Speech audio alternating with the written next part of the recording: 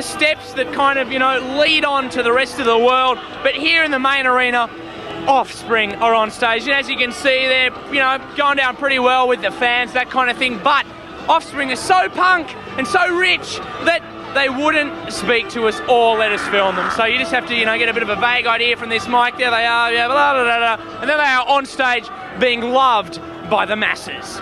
Offspring.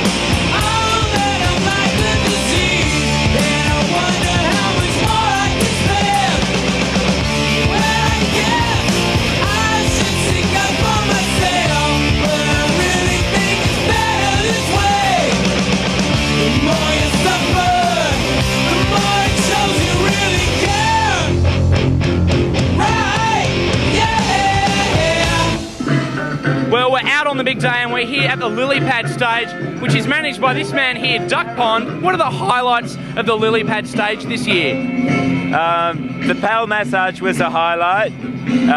Killer Ray in Auckland was a highlight. Describe Killer Ray in Auckland.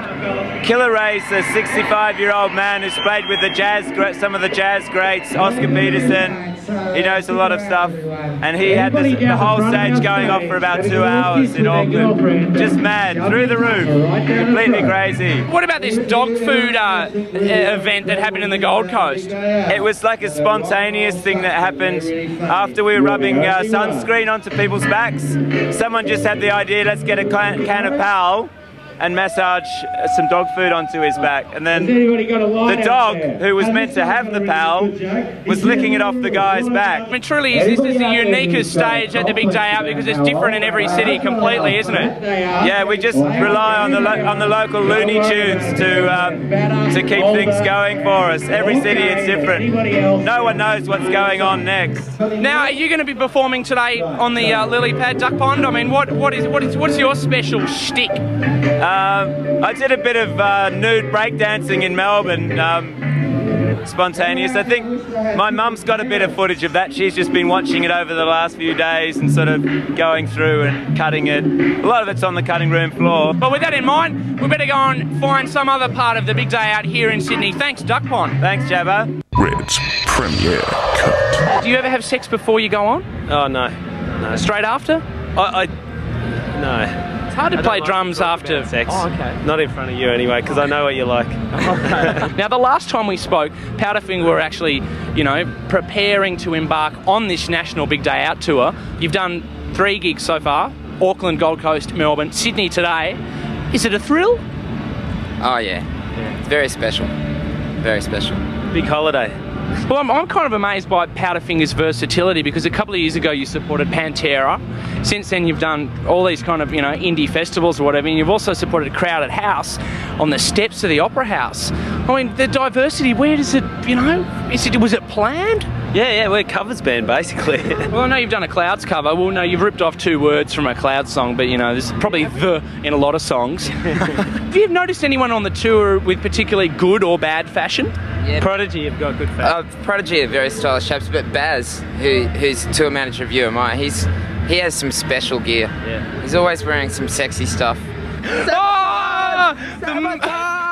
This is what happens when you moon someone on stage. Have you met the Powderfinger guys? The drummer from Frenzal Ram. Frenzal Ass. Have you heard about Frenzal Nord, Frenzal Brom. Speaking of fashion, could I just show you what I got in Japan that was very fashionable? Pan down, please. Here we go. A wrist bracelet. A wrist bracelet. An ankle bracelet. And what does it say, Nat? Well, contrary to popular belief, it does not say I have no talent or penis. It basically says live your life well, respect, no regrets, all that kind of bullshit. And then here you come barging into this interview. You come in here barging into this interview. Tell you what, we'll keep him under our arm. Did you ever want to go backstage when you were a youngster? Have you ever had people jump the fence to, you know, come and touch Powderfinger? No, not to touch us. I suppose I probably wanted to when I was a youngster. but I've got too much respect. You wanted to touch yourself? Yeah, I often wanted to touch myself when I was a youngster, but of course I never did. I had a Catholic upbringing, so I would have been struck down by the Lord. Yeah, thank God for the Pope. He's banned smoking now too. Jealous is not from touching myself. That's what all drummers say. Now, Living Type. Living Type was the last single to come out. What's the next single we can expect from Powderfinger? Take Me In, which is on the album, obviously, coming out in March.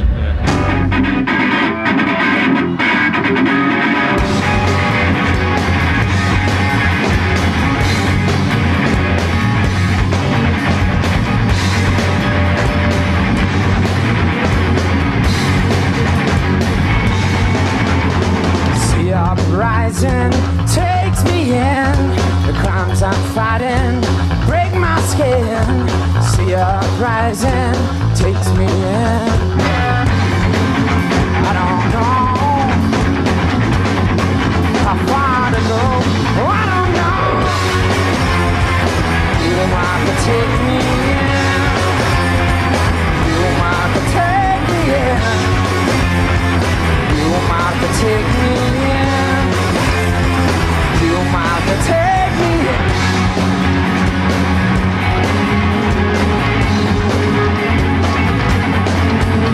These rules and systems are losing ground. What I believe in is breaking down. This blind direction is lost and found. I don't know how far to go. Oh, I don't know. You might take me in.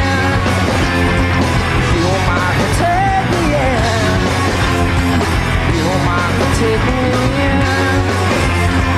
You might take me in.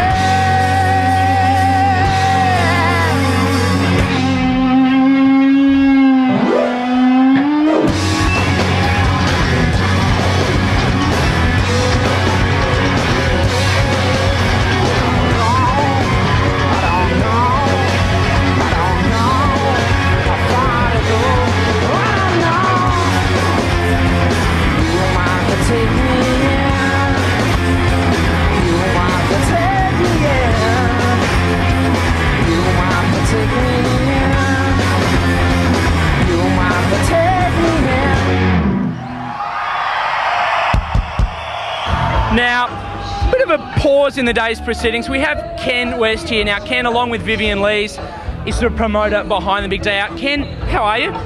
Tired. Tired. That happens on this tour. Yeah. Can you remember? Too much sleep. Too much sleep. Yeah. Now, can you remember the day that you had the idea for the big day out? It kind of grew, so it wasn't a lightning bolt, it was just kind of something that was worked up, a bit like a thesis. It sounds like a pretty huge concept to start with. I mean, what was the first thing that entered your head? Oh, 2 stages, or how about something at the showgrounds, or? Basically, it's like, I really like the Easter show, but I thought it'd be a good idea to get rid of the animals and replace them with bands. But I like the carnival atmosphere, and just tried to tread the reverence and irreverence process of that you can actually have fun and amuse yourself apart from getting drunk and picking fights. As Dino Cazares from Fear Factory said to me, he said if this was in LA, someone would die today. Not from natural causes, but you know, there'd be someone going, hey. We'd be a drive-by. What have been some highlights and lowlights of the big day out for you? The lowlights doing interviews in public places. Highlights are making it work. And one of the biggest highlights was at 3 o'clock this morning, sitting here, because it's the magical twilight zone when there's only about 10 people left here apart from some security guards, and it's as pristine as it's ever going to be, and then 4 hours later you're going to totally fuck it up. Coming up, you and I, Fear Factory, the Prodigy, Soundgarden. Well, Puntertron's back in the backstage, larger-than-life grandstand. We're here with Fear Factory, Dino Cazares, Burton Seabell, Raymond Herrera, and Christian Oldie Walbers. Now, what a mouthful. I mean, we're here at the big day out. You guys are taking the place of Sepultura. I mean, maybe you could let us in on, what the deal was there. What happened to the Seps? Well, it's really unfortunate that, Max had to get his knee, had, surgery in it, and Igor, had some problems in Brazil, had to go back home. And, we're just really happy to be here and just, to do the big day out, the last one. And all I got to say is at least there's some heavy band playing on the big day out.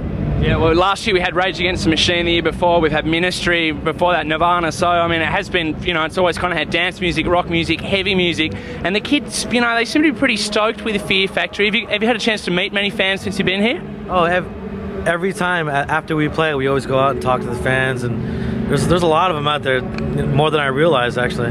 Have you come across any Fear Factory tattoos on fans? A lot actually. Yeah, even security guards. Yeah. You're kidding? Where here in Australia? I think it was Gold Coast. Yeah. Any new tattoos? I just got a tattoo in Melbourne at Chapel Graphics by Scott Glenn. Just did this. This is old, but all this is new. So. Is it scabbed yet, or it's like 2 days old or something? Yeah, it's like 3 days old, so it's starting to scab up now. It's a little dirty right now. Oh wow!